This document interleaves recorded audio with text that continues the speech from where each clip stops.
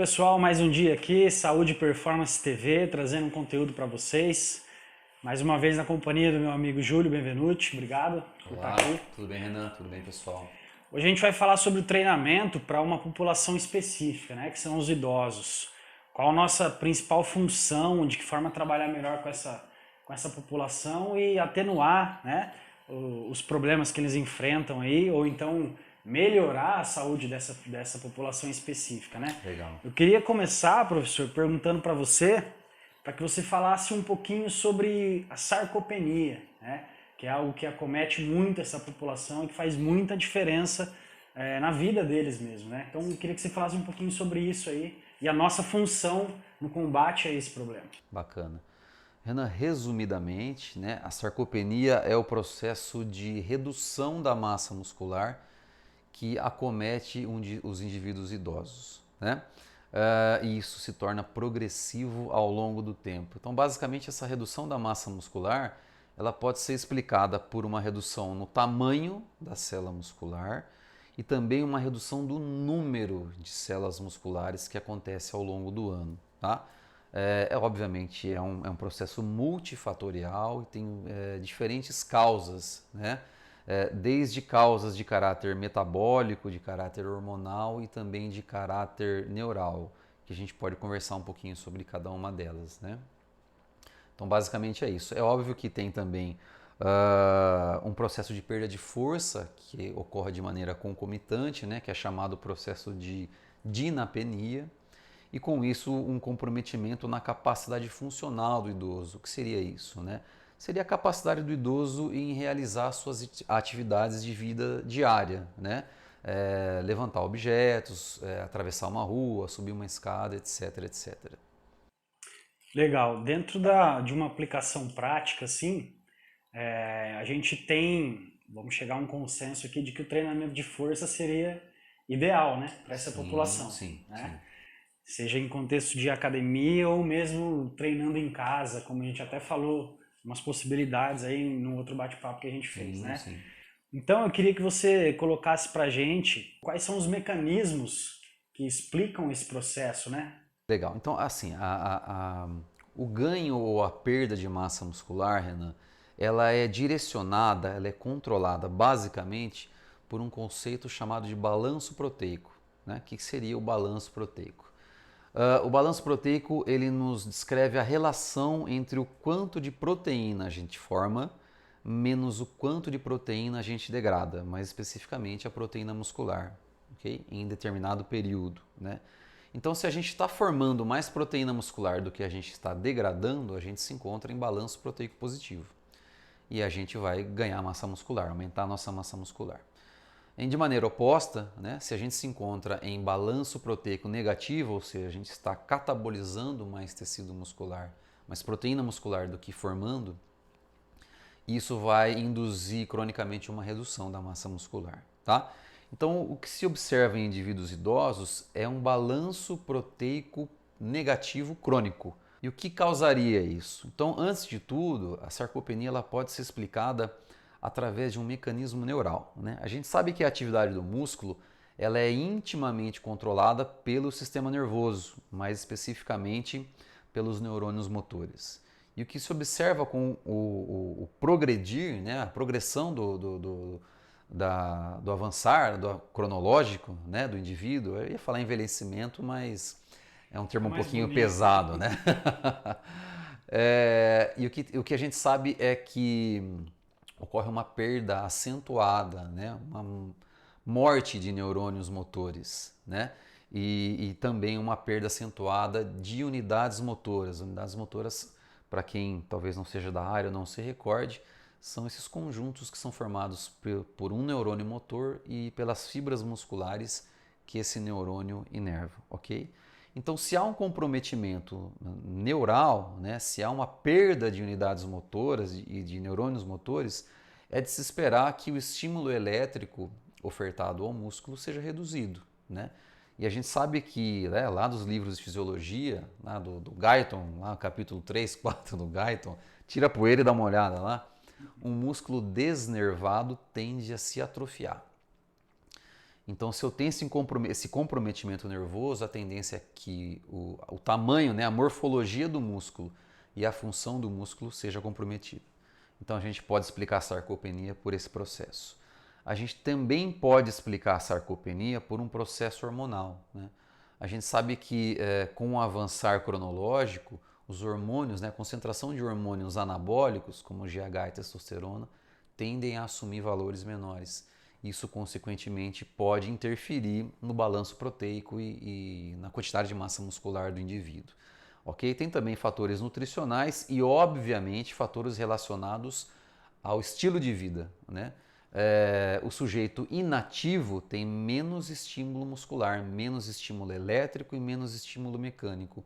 Então é de se esperar que o indivíduo vá apresentando redução da massa muscular como uma forma de se adaptar àquela menor demanda motora que acontece com o avançar cronológico. Legal. Dois desses fatores talvez são naturais, né? A relação neural e hormonal, isso acontece mesmo, é inevitável. Sim, perfeito. Mas acho que em relação às atividades diárias e a questão nutricional é onde nós mais conseguimos intervir, correto? Sim, com certeza. Então, assim, dentro dessa questão, vamos falar um pouquinho sobre a atividade diária, sobre aumentar nessa atividade, essa demanda, né, músculo-esquelética para essas pessoas, e também depois sobre a relação nutricional, que é que a gente poderia, como isso funciona, né, como a gente pode olhar para isso um pouquinho melhor. Em relação a aumentar essa atividade física diária, quais são os melhores métodos ou formas de trabalhar com essa população? O que é que a gente tem que priorizar nesse tipo de trabalho para gerar mais benefício para eles? Ótima pergunta, Renan. É um grande desafio aumentar o nível de atividade física do idoso. Por quê? O idoso apresenta uma velocidade de marcha reduzida, ele apresenta um desequilíbrio maior durante o caminhar, né? Ele apresenta maior risco de quedas e fraturas. Então, é inerente à própria população idosa esse receio de aumentar o seu nível de atividade física e fazer exercício, né? A gente sabe que normalmente quem trabalha com idoso já se deparou com essa situação, né? Chega lá um idoso na sua academia, no seu box, no seu clube, sei lá, e fala, ó, o médico me enviou aqui e pediu para fazer preferencialmente caminhada. Legal, né? A gente sabe que o exercício de endurance ele traz adaptações positivas do ponto de vista cardiovascular, né? Só que a gente tem que pensar o seguinte: o idoso ele tem um comprometimento neuromuscular muito acentuado, como eu acabei de citar para você. Será que esse indivíduo, com esse comprometimento neuromuscular, ele vai conseguir realizar a atividade de endurance com a intensidade e com o volume que são necessários para ele ter benefício? Então, essa restrição neuromuscular talvez tenha que ser priorizada antes de você pensar em induzir adaptações de caráter central, de caráter cardiovascular. Né? Óbvio, no mundo ideal seria ideal você colocar o indivíduo idoso para realizar as duas modalidades de exercício. Mas a gente, como eu falei para vocês, é muito difícil. A gente tem uma restrição muito grande por parte dessa população quanto à incorporação de hábitos de vida saudável em relação à atividade física.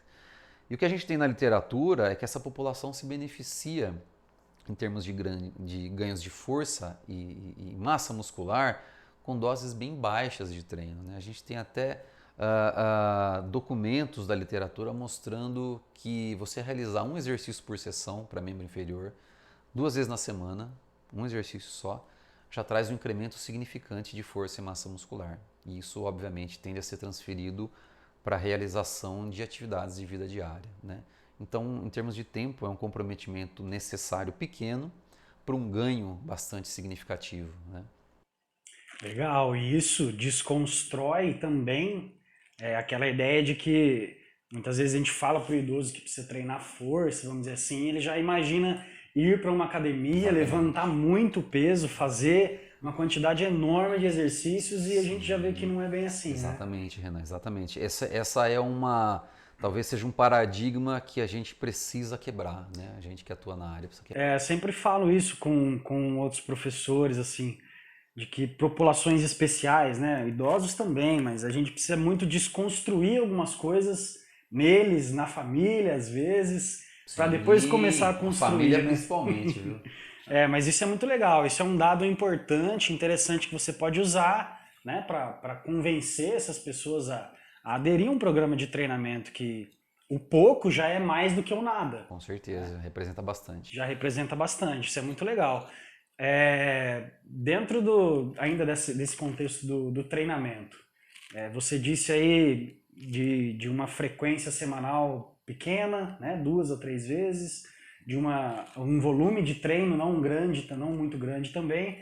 E quais são as principais recomendações nesse sentido para o treinamento de força para idosos? Legal, Renan. Eu vou falar sobre as recomendações agora, só eu esqueci a parte da nutrição que você me perguntou, mas eu vou chegar lá de Então, novo, depois a gente tá? volta nisso aí. Beleza. Tranquilo, tranquilo. Renan, é assim, você tem faixas de recomendações, né?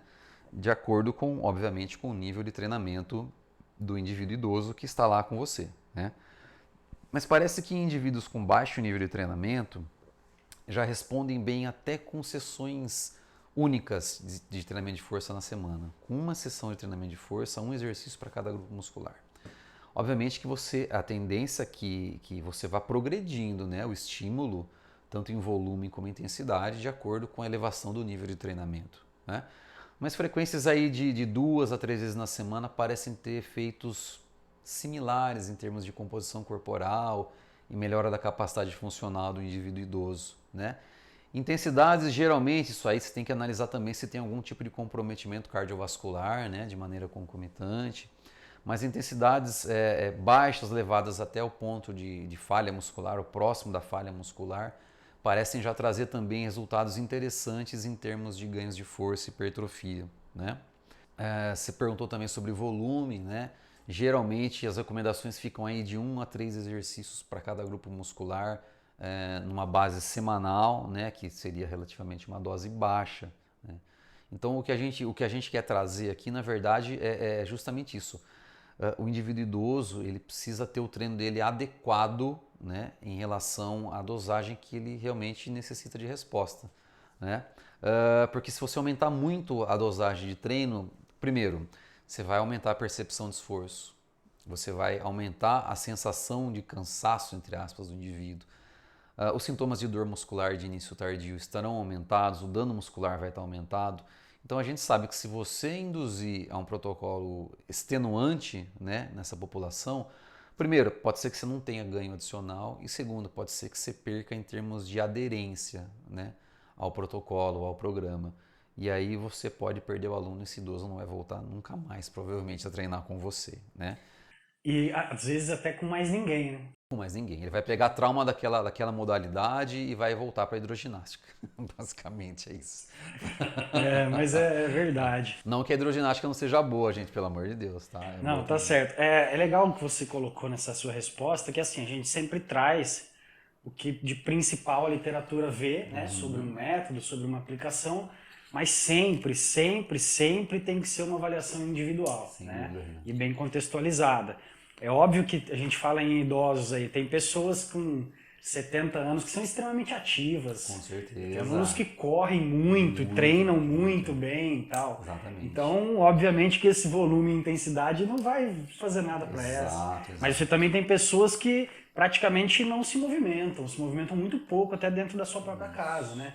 É um conceito muito legal que você citou aí de adequar em relação ao nível de treinamento, né? A gente tem o conceito de envelhecimento cronológico e envelhecimento biológico.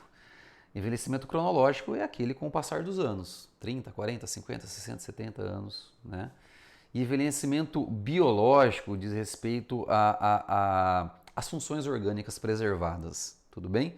Então a gente sabe que indivíduos que se engajam em treinamentos, em programas de treinamento de força, eles podem apresentar níveis de força comparativamente iguais ao indivíduo jovem de 20, 30 anos que não treina, Olha que né? interessante essa colocação. E isso também pode ser transferido para a capacidade o consumo máximo de oxigênio. O indivíduo treinado em endurance, ele pode apresentar valores de consumo máximo de oxigênio iguais ao indivíduo jovem que não é treinado.